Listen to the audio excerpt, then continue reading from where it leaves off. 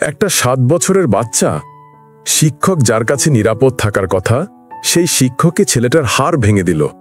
এটা কি শিক্ষা নাকি নির্যাতন? যশোরের একটি মাদ্রাসা। মাত্র 7 বছরের রায়ান ক্লাস করছিল চুপচাপ। হঠাৎ শিক্ষক আব্দুস সামি তাকে ডেকে ক্লাস থেকে বের করলেন। তারপর পুরো ক্লাসের সামনে জোরে টান দিয়ে আছাড়। রায়ানের বাম হাতের হাড় চটে গেল। কিন্তু এখানেই শেষ না। সেই বাচ্চাটাকে 4র্থ তলার নিজের রুমে নিয়ে গেল। হাত বেঁধে র্যাকেট দিয়ে মারতে লাগলো। শরীর জুড়ে নীল দাগ, ফোলা। একটি 7 বছরের বাচ্চা এমন কি অপরাধ করেছিল? অন্য শিক্ষকরা ঘটনাটি জানালেও প্রধান শিক্ষক আগে কখনো তার বিরুদ্ধে ব্যবস্থা নেননি। এমনকি এই শিক্ষকের বিরুদ্ধে আগেও নির্যাতনের অভিযোগ ছিল। একজন অভিভাবক নিজের ছেলেকে হাসপাতালে ব্যান্ডেজ করা হাতে পেয়ে কি অনুভব করবেন ভাবুন একবার। এটা কোনো শিক্ষা না, এটা অপরাধ।